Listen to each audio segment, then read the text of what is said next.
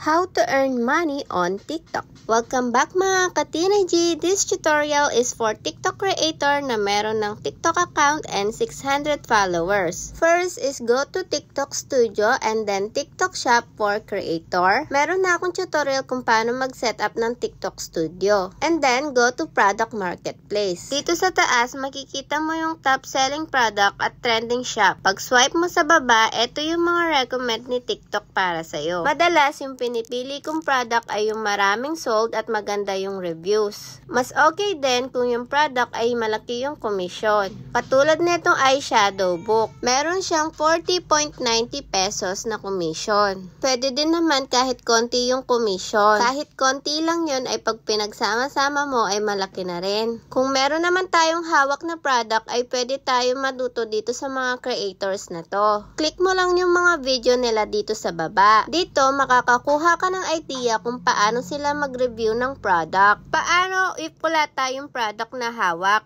Sa pag-share lang ng link ay kikita na rin tayo. Kikita tayo kapag meron nag-order dun sa shinare nating link. Ngayon naman ay kakopy na natin yung link ng product. Dahil wala tayong actual product na hawak ay mag-screenshot lang tayo. Piliin natin yung mga picture na kukunin natin. Kahit 3 lang yan ay okay na. Maganda yung mga picture na walang sulat. Etong mga picture lang ay hindi to pwede sa TikTok. Kailangan kasi ay hindi stagnant yung video na upload mo. Kaya tong mga product na to ay i-share natin sa Facebook. Pwede nyo gamitin yung Facebook page nyo or yung mismong account nyo. Pagkatapos natin piliin yung mga picture ay punta na tayo sa ating Facebook page. Bago pa lang ang aking Facebook page kaya konti lang din ang followers. Dito ako nag-share ng link galing sa TikTok. Piliin na natin yung mga picture na screenshot natin kanina. Tapos dito natin sila ika-crop. Pwede din naman kung meron ka ng video sa TikTok ay share mo lang din dito sa Facebook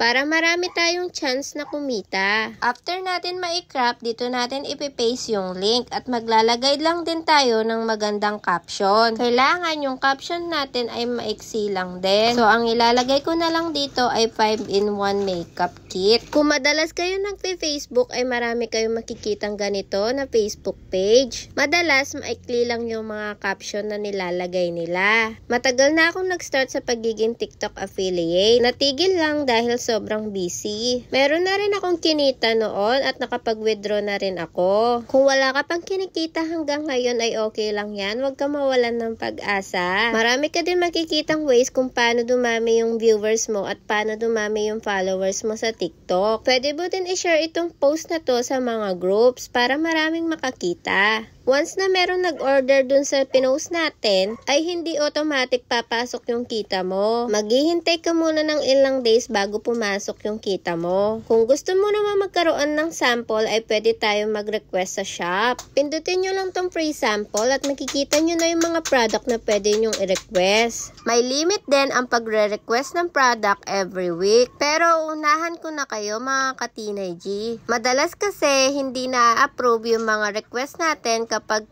maliit lang yung ating followers. Pero huwag kayo mawalan ng pag-asa, meron ding shops na nagbibigay ng mga free sample kahit maliit pa lang yung followers mo. Kaya dapat galingan natin sa paggawa ng video. Try natin mag-request na itong wallet. Meron siyang 10.89 commission. Click mo lang sa taas yung get free sample at pumili ka ng color na gusto mo. Pindutin mo yung request free sample and then check mo yung sa baba. Pagka-request natin ay maghintay lang tayo if ma-approve yung request natin. Dito mo makikita yung mga in-add to showcase natin. Back lang natin para makita natin yung mga request product natin. Click natin yung manage samples. Then, click nyo yung order. Dito mo makikita yung mga pending approval na request mo. So, ayun lang mga ka-teenage. Sana may natutunan kayo sa video na to. Thank you for watching!